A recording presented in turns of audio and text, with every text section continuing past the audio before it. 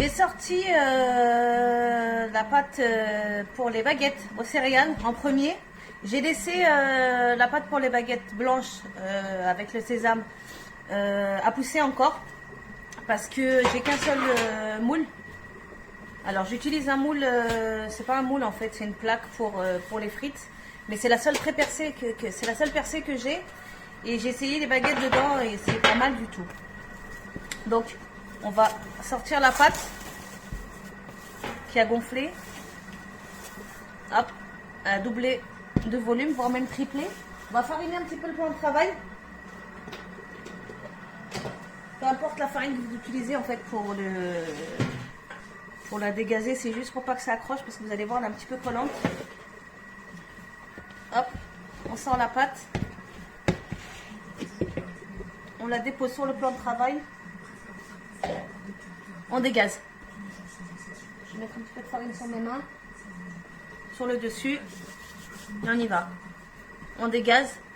Dégazer c'est quoi? C'est faire échapper tout le gaz qui est à l'intérieur de la pâte pour pouvoir la façonner et lui donner la forme que vous voulez. Donc je vais la diviser en 4 parce que je vais faire 4 baguettes. J'espère qu'elles vont pas trop... Je vais préchauffer le four. Ici à l'intérieur, il n'y a rien.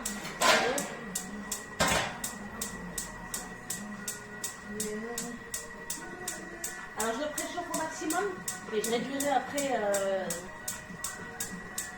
le truc, le thermostat. Qu'est-ce que je disais? Oui, je vais la diviser. Voilà. Je peux la couper en 4. Alors, moi je vais pas la peser parce que j'ai pas le temps et parce que j'ai pas envie, tout simplement. Donc pour ceux qui veulent avoir des baguettes avec le même poids, vous pouvez la peser au préalable entièrement et la diviser par 4. Donc je la coupe en 4. Hop. Donc j'ai un bâton.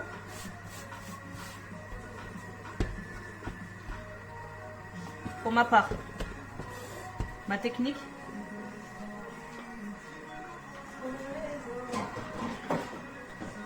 Vu que je suis une grosse feignante, j'y vais au rouleau. Alors, je l'étale.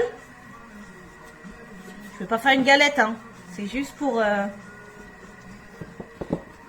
éviter de la pétrir trop longtemps, parce que plus vous la pétrissez, moins après elle va gonfler à la deuxième pousse. Et si elle gonfle pas après, vous aurez des baguettes toutes plates. Donc, je la pétris vite fait. Je la replie une première fois. Je scinde bien.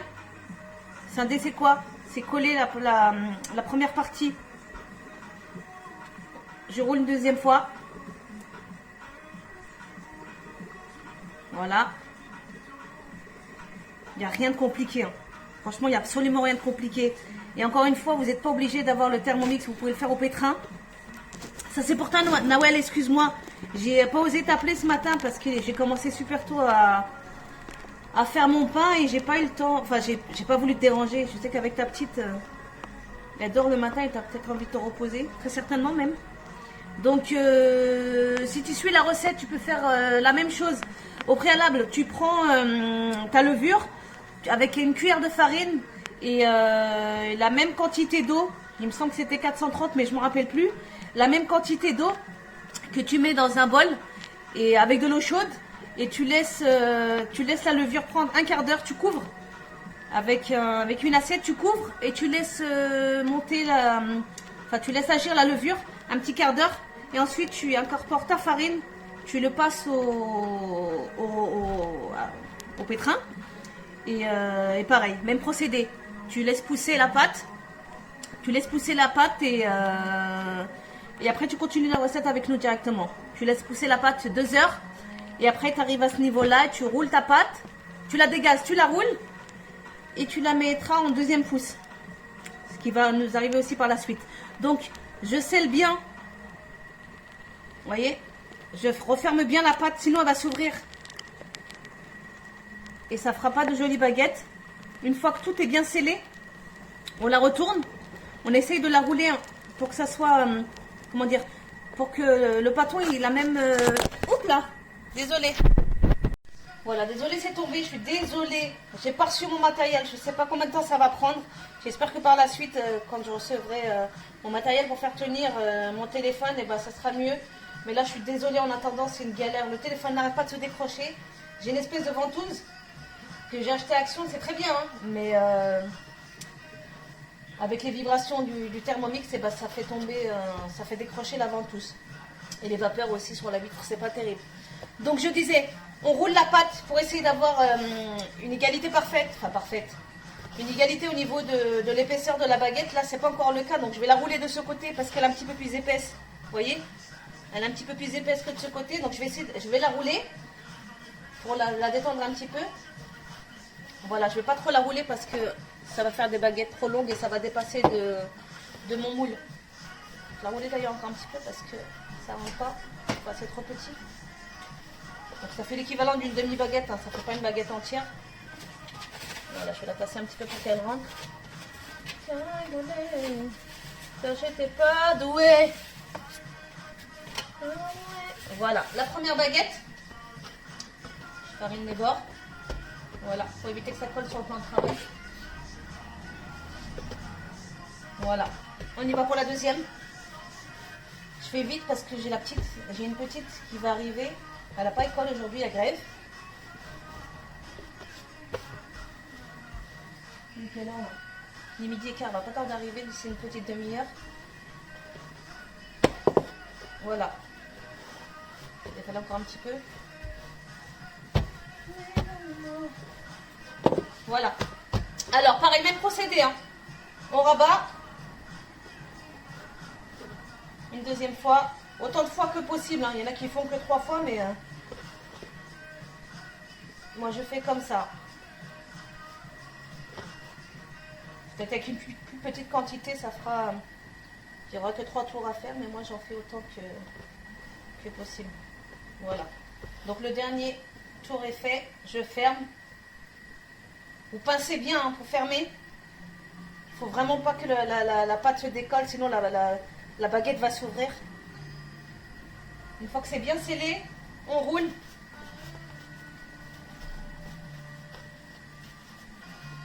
On scelle bien sur les côtés également. Voilà. On pince, on n'hésite pas. De toute façon, quand vous allez le rouler, et quand vous la déposez sur votre plaque, posez-la du côté où c'est scellé. Comme ça, vous n'avez pas de surprise. Pas de raison d'en avoir de toute façon. Hop. Donc, j'ai pas mis de papier sulfurisé sur le dessous. J'espère que ça ne va pas accrocher. Je sais plus si la dernière fois j'en avais mis ou pas. Je m'en rappelle plus. Il me semble que non. J'en ai mis la dernière fois. On va enlever un petit peu de vapeur. Hop. Et c'est reparti. Je vais ouvrir un petit peu la fenêtre. J'ai peur pour mon plafond. J'ai déjà fait brûler 3/4 de ma cuisine. On roule. Du moins, on étale. Je rappelle que j'ai déjà dégazé la pâte. Hein. Inutile de la redégazer. Hop, on y va. On se dépêche.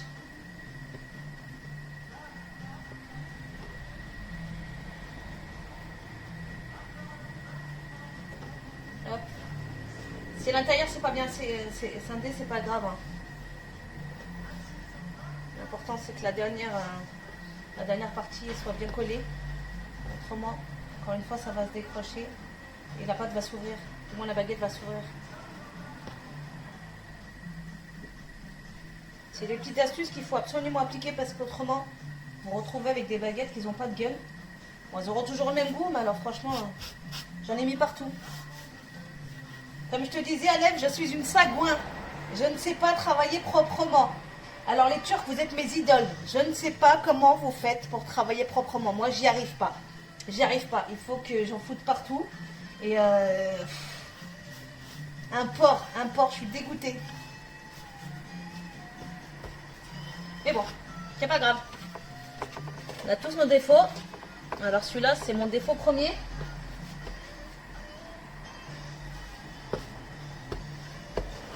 je suis trop speed et que je fais tout dans le speed. Mais je préfère être speed pour avoir le temps de faire tout ce que j'ai à faire.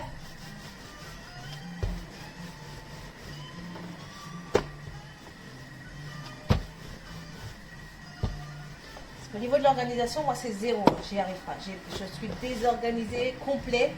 J'ai une tonne de vêtements à plier là-bas. Il faut absolument que je les dégage parce qu'autrement ils vont prendre l'odeur des repas que je m'amuse à faire. Ça va, je fais pas de friture. Mais bon, quand même. Si je me casse le dos à les laver, c'est pas pour les laisser pourrir sur les dalles, quoi. Alex, c'est une copine à moi, avec qui j'étais en formation à l'époque. On travaillait chez Franprix. On a fait les 400 coups ensemble. De qui je vous ai parlé encore Nawel.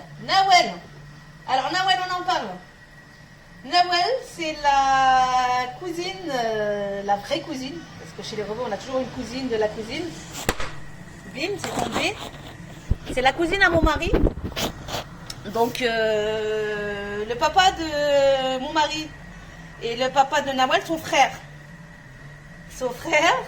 Et du coup, bah, j'ai une vraie cousine. Parce que j'ai pas de cousine en France. J'en ai qu'au Maroc. Et du coup, en fait, j'ai une vraie cousine. Voilà, je peux dire que j'ai une cousine en France. Ouais, j'ai une cousine. Et donc, Nawel, c'est ma cousine. Par alliance. Mais alors, en toute honnêteté, pour moi, c'est pas une cousine, c'est plus une sœur.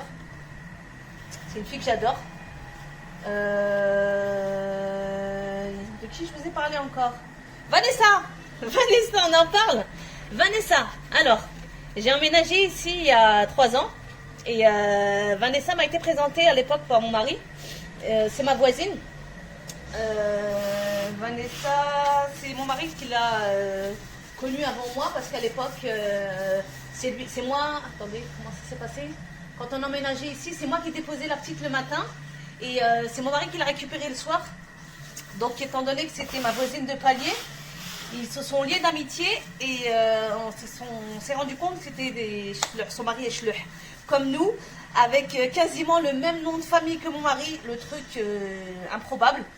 Donc, ça nous a bien fait rire et on s'est liés d'amitié. On a passé 3 ans ensemble et franchement, c'est une fille en or. Elle aussi, c'est plus qu'une sœur pour moi parce qu'elle m'a dépannée. Elle a séché mes larmes, j'ai séché les siennes. On a passé le confinement entier ensemble, 2 ramadans ensemble. En gros, si jamais je suis amenée à déménager, franchement, je vais plus que pleurer, je crois. Je vais déprimer pendant un bon moment, ma fille aussi.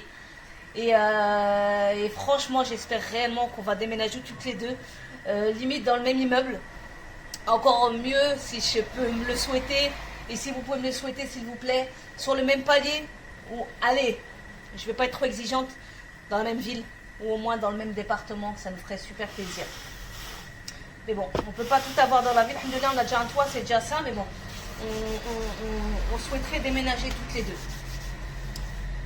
On va clore la parenthèse. On va continuer avec les baguettes. Donc je les ai façonnées. Je vais les couvrir. Je les limerai après. Celle-ci, c'est celle aux céréales. Est-ce que je mets les céréales maintenant ou après? Je vais mettre les céréales maintenant. Donc, je vais les asperger d'eau.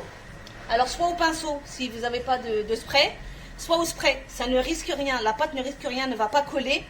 Vous mettez juste un coup de spray d'eau sur toute la longueur et vous roulez la baguette dans les céréales. Donc moi je vais vous montrer comment je fais, c'est super simple, je ne vais pas me compliquer la vie. J'ai un spray d'eau, si je le retrouve, non c'est pas celui-là, je ne vais pas le trouver, je n'ai pas envie de me prendre la tête, je vais prendre un pinceau. Alors, de l'eau, hop, mes graines, les graines qui me restaient tout à l'heure, comme vous voyez, il ne me reste pas grand chose, j'arrive plus à en trouver à Carrefour. Il est hors de question que je les paye plein pot à 3 € le petit récipient. Il n'y a rien dedans. Franchement, vous allez dans le rayon bio. Je ne prends pas de produits bio en temps normal. Ça m'intéresse pas. C'est juste qu'au poids et même à la quantité, je sais pas si il me reste un sachet. Que vous voyez un petit peu. Je sais plus où je l'ai mis exactement. Je sais pas, je vais le retrouver maintenant tout de suite. Je ne vais pas avoir à chercher pendant 2 heures. Que je voie au moins si j'ai encore le prix dessus. Je l'ai déplacé tout à l'heure, mais je sais plus où je l'ai foutu. Je crois que c'est là-dedans. Attendez. Il faut absolument que je vous parle de ça. Attendez. Encore une fois, dans mes placards, comme dans ma vie en général, tout est triste. Alors, c'est pas écrit dessus. Ah si, là c'est 60 centimes. Alors, des graines de lin, au kilo vous en avez pour 3,90. 3,90 en sachant que j'en ai déjà utilisé. Là j'ai 154 grammes. Quand c'est conditionné dans les commerces, il me semble que c'est des petits flacons, voire même des petits sachets de 40 grammes ou grand maximum 100 grammes. Et vous allez payer ça une blinde. Vous allez payer ça entre 2 et 5 euros. Les graines ou le mélange de graines. Alors les graines de lin c'est quoi? Je vais rajouter d'ailleurs un petit peu là-dedans parce que j'en ai plus. Les graines de lin c'est ça. D'accord? C'est des petites graines qu'on met dans le pain. Donc je vais en rajouter dedans parce que j'en ai plus. Pour les graines, je prends le mélange de graines pour la salade. À laquelle je rajoute soit en plus des graines de... Je crois que c'est tournesol celle-là. Ouais, je crois que c'est tournesol. Avec des graines, des pépites blanches, des graines de lin, du pavot, également beaucoup de pavot. Et je fais mon petit mélange et je roule mes baguettes dedans. Donc on continue. Je disais, on humidifie la baguette. Moi je mets un coup de pinceau ou du spray, mais j'arrive pas à trouver mon spray, je sais pas où il est. Ça c'est le petit qui a dû le prendre, c'est sûr. Parce qu'évidemment c'est toujours la faute du petit, c'est jamais la faute des autres. Vous voyez, je suis tellement bien organisée encore une fois. On va jaune d'eau. Hop, je me dépêche parce que la pâte elle continue de gonfler. Je vais éteindre je vais le réduire au maximum. Comme ça il va rester chaud et je poserai les plaques la plaque avec les baguettes dessus pour que j'ai presque plus de batterie. J'espère que je vais avoir assez de batterie pour finir. Et je poserai la plaque avec les baguettes dessus pour qu'elle continue de gonfler. Donc voilà, j'ai badigeonné d'eau. J'ai mis un petit peu de graines sur mon plan de travail. J'espère que j'en aurai assez pour toutes les baguettes. Donc je fais une petite ligne. J'étale pour essayer d'en avoir un petit peu partout sur ma baguette. Hop, je prends ma baguette. Je fais super vite parce qu'elle a gonflé. J'essaie d'en mettre sur toute la longueur. Voilà. Et je roule juste au-dessus de la baguette dedans, pardon. J'étale un tout petit peu, mais c'est vraiment juste pour que ça accroche, parce que sinon vous allez casser la fermentation de la baguette. Il va falloir la laisser pousser un petit peu plus longtemps si jamais vous la tordez trop en fait. Si jamais vous jouez trop avec, il va falloir la relaisser pousser. La deuxième, on roule dedans. Hop, la deuxième. On va remettre un petit peu. Bon, pour celles qui disent oh, le plan de travail il est dégueulasse, c'est une crado. Comment vous dire? Ça me fait ni chaud ni froid ce que vous pensez. Je ne fais pas ça pour faire ma belle. Je donne juste mon avis. C'est juste pour passer le temps. C'est pas pour faire ni de l'audimat, ni du buzz, ni de la thune. Parce que de nos jours, il y en avait beaucoup qui sont là que pour juger.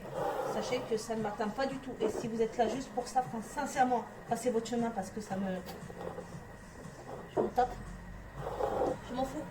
Complet. Les avis négatifs, j'ai donné. Les gens qui rabaissent, j'ai donné également. De toute façon, la plupart de celles qui me suivent me connaissent. Vous savez très bien que je n'ai rien à tamponner du jugement des gens. Ça passe au-dessus de la casquette, franchement. On y va, on continue. Ce qui m'a valu en fait de me séparer pas mal de mes copines.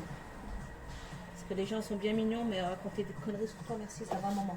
Donc je récupère mes graines qui me restent sur le plan de travail. Parce que je suis désolée, déjà, j'arrive pas à en trouver. Je les... Hop, vous avez les mains.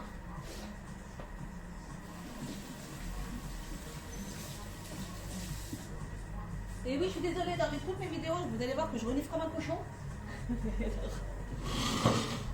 J'ai pas le temps même de me moucher, il faut que je fasse vite. Je chronomètre mon temps dans tout ce que je fais, c'est horrible.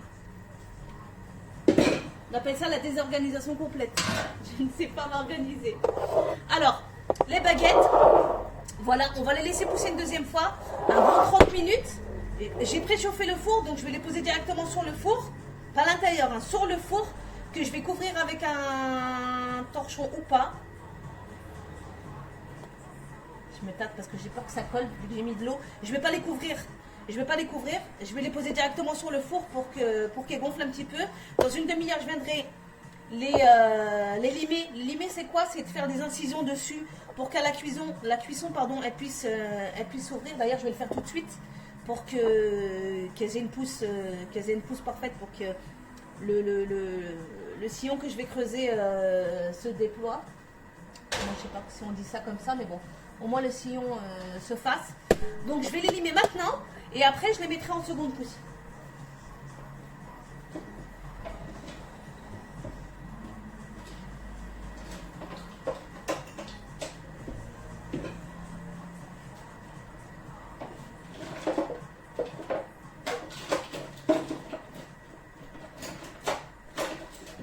J'avais un couteau qui coupe très bien. C'est le seul que j'ai d'ailleurs qui coupe très bien en petit. Parce que j'aime pas les petits couteaux. J'ai pris spécialement pour limer mon pain. Qu'est-ce que j'en ai fait?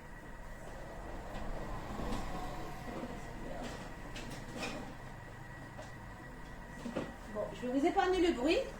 Je vais mettre pause et je vais chercher mon couteau. J'ai trouvé le fameux couteau, je me dépêche parce qu'en plus j'ai quasiment plus de batterie. Je voudrais pas que la vidéo se coupe en plein milieu de mon art culinaire. Donc, un petit couteau de chez Action. Je crois que j'ai dû payer 80 centimes et encore. En attendant d'avoir un scalpel, si quelqu'un a un piston pour les scalpels, Mina, trouve-moi un scalpel s'il te plaît. On y va. Alors, je vais les limer.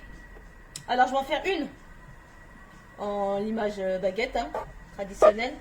On pose la lame, un coup sec, parce qu'autrement la lame, elle va, comment dire, elle va écraser la pâte. Celle-ci, je vais la cisailler, enfin la ciser en plein milieu. On va pas jusqu'en bas parce qu'autrement la baguette, c'est plus une baguette, hein. Celle-ci dans l'autre sens.